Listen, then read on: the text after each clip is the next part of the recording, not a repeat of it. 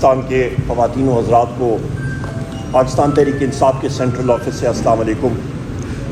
سب سے پہلے تو جس طرح میرے وردی کولیگ اور چیئرمین پاکستان تحریک انصاف بیرسٹر گوہر علی خان صاحب نے فرمایا، اختتامی جملہ جو تھا وہیں سے میں آغاز کروں گا اور مختصر آغاز کروں گا کیونکہ بیرسٹر صاحب نے مفصل آپ کو ایک بریفنگ دی ہے، اور وہ یہاں سے میں آغاز کروں گا خواتین و حضرات کہ یہ لیٹر جو 6 وردی جج صاحبان نے کل رات کو لکھ کے بھیجا تھا اور اس کی تاریخ ہے 25 مارچ 2024، یہ در حقیقت پاکستان کے انتظامی امور کے اوپر ایک چارج شیٹ اور انڈائٹمنٹ ہے،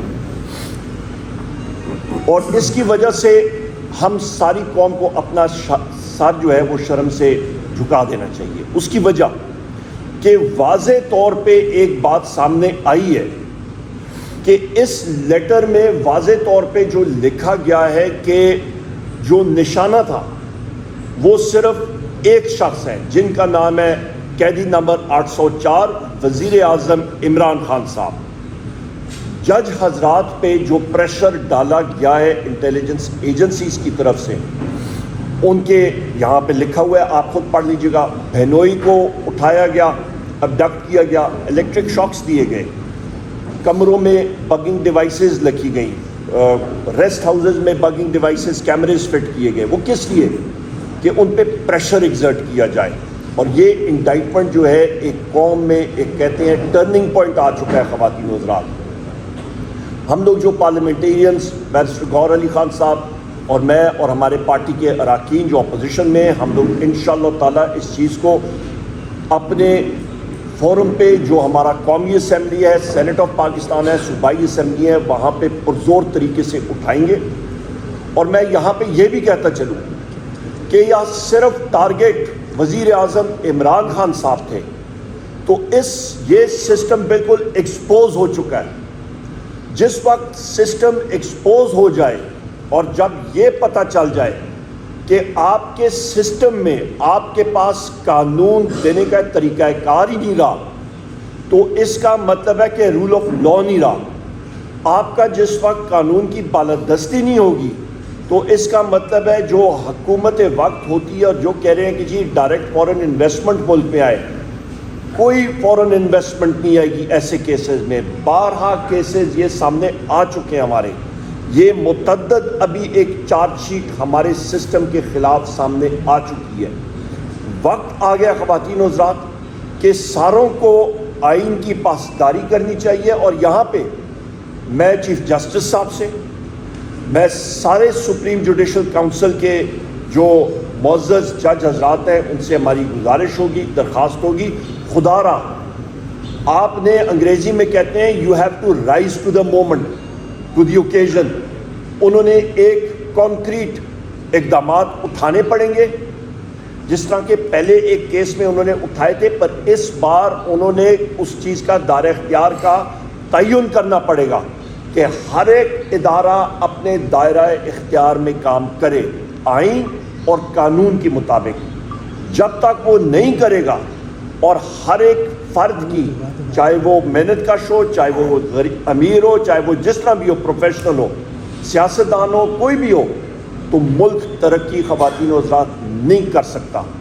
اور یہ بھی اہم بات بتا دوں، جس وقت آپ ایک فرد واحد کو، قیدی نمبر 804 وزیر اعظم عمران خان صاحب کو، جن کی پولیٹیکل پارٹی نے 3 کروڑ ووٹ لیے تھے، ان کی اہلیہ بشرا بی بی کو، شاہ محمود قریشی صاحب کو، چودھری پرویز الہی صاحب کو، ہماری خواتین جو پابند سلاسل ہیں، ہمارے مرد حضرات جو پابند سلاسل ہیں، ہمارے 108 لوگ جو ملٹری کورٹس میں پابند سلاسل ہیں، جب ان کو آپ ٹارگٹ کریں گے تو کہیں نہ کہیں رب بھی لوگوں کے دلوں میں براہ راست وہ چنگاری اٹھا دیتے ہیں۔ اور آپ دیکھ لیں، جو ایک ناممکن لوگ سوچتے تھے آج ممکن ہو گیا۔ یہ 6 جج حضرات نے یہ خط لکھ دیا، تحریری طور پہ ایک چارج شیٹ آ گئی، اور اس پہ ہم لوگ سپریم جوڈیشل کونسل کو ساروں کو ریکویسٹ کرتے ہیں، خدا را اقدامات لیں، سٹیپ اپ اور آئین اور قانون کی پاسداری کریں، اور یا وہ نہیں کر سکتے ہیں تو پھر ان کو سٹیپ اسائڈ کرنا چاہیے اور مضبوط لوگوں کو آنا چاہیے کہ جو کہ یہ اقدامات کر سکیں اور پاکستان کی آئین اور قانون کی پاسداری اور تحفظ کر سکتے ہیں. یہ بہت اہم چیزیں ہیں. یہ ملک کے ایک مستقبل کے لیے ایک دو راہے پہ ہم لوگ کھڑے ہیں اور اس کا تعین ہمیں کرنا پڑے گا. بہت شکریہ. سر حیدر شرازی جیو نیوز سے آپ نے اس کا ذکر تو کیا لیکن ماضی کی غلطیوں کو سدھارتے ہوئے آگے بڑھیں تو زیادہ بہتر ہے. پریس کانفرنسز جو ججز کی جانب سے بیانات ہر 5 سال بعد آتے رہتے ہیں. اس سے قبل سیاسی مداخلت ہمیں یہ نظر آئی کہ فیض حمید جو ملٹری اسٹیبلشمنٹ کی طرف سے قاضی فائز عیسیٰ کے خلاف کارروائی شروع کی گئی. آپ کی حکومت نے اور عمران خان نے فیسیلیٹیٹ کیا, انہوں نے اقرار کیا. شوکت عزیز صدیقی کا بھی معاملہ تھا کہ حکومت لانے کے لیے سیاسی طور پر بینچز بنانے کے معاملات تو سب کیے جاتے تھے وہ تھے. اصل معاملہ یہ ہے کہ آپ یہ چاہتے ہیں کہ تھانے دار اپنا ہو, تھانے دار نیوٹرل نہ ہو. اس میں صحیح اصلاح کیا ممکن ہے کہ تھانے دار مکمل طور پر نیوٹرل ہو؟ وہ تو ہر دور میں انوالو ہوتے ہیں اس طرح کے سیاسی عمل میں, کبھی آپ اندازہ دیتے ہیں کبھی وہ. نہیں دیکھیں, یہ جو لیٹر آپ کی طرف آیا ہے یہ فرسٹ ٹائم اس قسم کا لیٹر آیا اور جج صاحبان نے خود ذکر کیا ہے. لیکن ایک بات جو میں نے آپ کو کہا, پالیٹکس آر سائلنٹ ٹوڈے. دیکھو یہ سیاسی مسئلہ نہیں ہے, یہ کسی پارٹی کا مسئلہ نہیں ہے, یہ عدلیہ کا مسئلہ ہے. عدلیہ اس ملک کے ایک ستون کا مسئلہ ہے. کسی بھی ملک میں, ہمارے ملک میں کسی بھی وقت میں کسی بھی گورنمنٹ میں اگر انٹرفیئرنس ہوئی ہے تو وہ سارا غلط ہے. چاہے ابھی ہو رہی ہے, پہلی ہوئی ہو, کب ہوئی ہے, ساری انٹرفیئرنس ہونی چاہیے. بٹ انف از انف. اب جب جج صاحبان نے, اللہ نے ان کو اتنا ہمت دیا اور انہوں نے ایک سٹیپ لے ہی لیا, اس لیے ہم نہ صرف یہ کہ اس کو نیشنل اسمبلی کے لیول پہ اٹھائیں گے, پروونشل اسمبلی سے بھی ریزولوشن پاس کروائیں گے, بلکہ اس بات کی سپریم کورٹ کا فرض بنتا ہے کہ اپنے ججز کو تحفظ دینا سپریم کورٹ کے لیے لازم ہے. اور سپریم کورٹ جب تحفظ پرووائڈ کرتا ہے تو وہ صرف ججز کو ان کی سیکیورٹی نہیں پرووائڈ کرتا ہے, وہ صرف ان کا ٹینیور کے حساب سے نہیں ہوتا, بل ان کو وہ ماحول بھی پرووائڈ کرنا ہوتا ہے جس میں وہ without fear and favour justice کو ڈسپنس ود کر سکے اور انصاف کر سکے. یہ اس کا متقاضی ہے.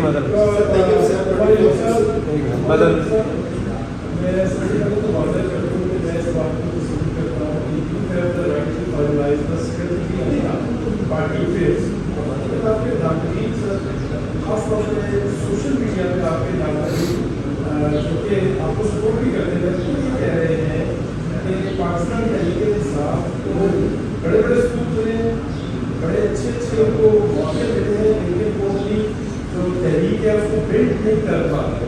ابھی ریسنٹلی جو ججز کا معاملہ ہے اس پہ بھی آپ کے ناظرین کا یہ کہنا ہے کہ یہ سپریم کورٹ کو ہونی چاہیے تھی. اگر اس قسم کا اسکول روڈی کو ملتا ہے, کسی اور پریس کانفرنس کو ملتا تو اس وقت روڈ کے اوپر یہ پریس کانفرنس ہوتی. یہ دیکھ سکتے. بہت شکریہ جی, آپ نے اپنا ویو پوائنٹ دیا. مختلف ویو پوائنٹس آتے ہوتے ہیں. دو چیزیں ہوتی ہیں, کئی ساتھیوں نے کہا کہ جی رات کو یہ آپ پریس کانفرنس کریں, تو رات کو ہم لوگ یہ کرتے تو تقریباً میرا خیال ہے 12 بجے رات کو پریس کانفرنس ہوتی تو اس کا کوئی امپیکٹ ہوتا نہیں ہے, کیونکہ آپ صاحبان ہی نہ آتے, کیونکہ صبح آپ نے خود سحری کے لیے تیاری کرنی ہوتی. پہلی بات یہ ہے, نمبر 1. نمبر 2 بات آپ یہ کہہ رہے ہیں کہ جی آپ سپریم کورٹ میں کرتے یا کہاں پہ کرتے. دیکھیں کورٹس میں اندر جانا بھی آپ کو معلوم ہے, کورٹ کے پریمیسز میں ہمارے وکلاء حضرات کر سکتے ہیں, پر ہم لوگ ایز پولیٹیکل ورکرز وہاں پہ آپ کو آئی ڈی کارڈ دکھا کے اندر جانا پڑتا ہے. اور یہ امپیکٹ جو ہے وہ انوائرمنٹ ہوتا ہے. اپنے پارٹی آفس کے تحت ہم لوگ کر رہے ہیں, اپنے پارٹی آفس کے گراؤنڈز پہ ہم لوگ کر رہے ہیں. ہمارے لیے اپنا پارٹی آفس اویلیبل ہے, ہم لوگ یہاں پہ کر رہے ہیں, اور وہی بات ہم لوگ آگے بھی کر رہے ہیں. جو سپریم کورٹ ہو گئی یا اسلام آباد ہائی کورٹ ہو گئی یا اور کوئی پریمیسز ہو گئی, وہاں پہ وکلاء حضرات, وکلاء تنظیمیں وہ ضرور کریں گی اور کر رہی ہوں گی, کیونکہ وکلاء اور بار اور بینچ کا چولی دامن کا ساتھ ہے, اور وہ اس چیز کو سیاسی اس سے بالا تر ہو کے اٹھائیں گے. یہ ایک صرف سیاسی پاکستان تحریک انصاف کا مسئلہ نہیں ہے, یہ صرف قیدی نمبر 804 وزیر اعظم عمران خان صاحب کے حقوق کا مسئلہ نہیں ہے, یہ ہر ایک پاکستانی شہری کا, لا ابائڈنگ سٹیزن کا مسئلہ ہے کہ جو کہ آئین اور قانون کی پاسداری کر رہا اور اس کے اندر ہم لوگوں نے آپریٹ کرنا ہے. لہٰذا ہر ایک کا اپنا ایک لائن آف تھاٹ ہوتی ہے, پر ہم نے الحمدللہ اپنے وزیر اعظم عمران خان صاحب کے جو احکامات آتے ہیں اس کے عین مطابق ہم لوگ آپریٹ کرتے ہیں. بیرسٹر گور صاحب نے کل ان سے بھی ملاقات کی, मुझे यहाँ पे इसका मौका उठाते हुए, यहाँ पे शिराजी साहब कल मौजूद थे, अडयाला जेल में रेडी वाला जा सकता है, सुजुकी वाला वहाँ से गुजर सकता है, पर पाकिस्तान तहरीक इंसाफ के किसी शख्स की गाड़ी अडयाला जेल के सामने नहीं जा सकती। पॉइंट नंबर 1 क्यों? नंबर 2 अहम चीज़ कि बैसियत सेक्रेटरी जनरल पाकिस्तान तहरीक इंसाफ मुझे ये 7वीं बार था कि मेरे पास कोर्ट ऑर्डर्स भी मौजूद थे। मुझे अडयाला जेल का जो जेल सुपरिटेंडेंट है असद वड़ाइच, उसने अपनी करप्शन सामने कर दी और उसने मुझे नहीं मिलने दिया। 12 बार उसने कंटेम्प्ट ऑफ कोर्ट 12 बार उसने की है और उसके खिलाफ मैं कंटेम्प्ट ऑफ कोर्ट प्रोसीडिंग में भी जाऊंगा और प्रिविलेज मोशन भी करूंगा। बावजूद इसके कि वज़ीर आज़म इमरान खान साहब बार कहते रहे कि उसको बुलाओ, हमने बात करनी है, तो ये चीज़ें रिकॉर्ड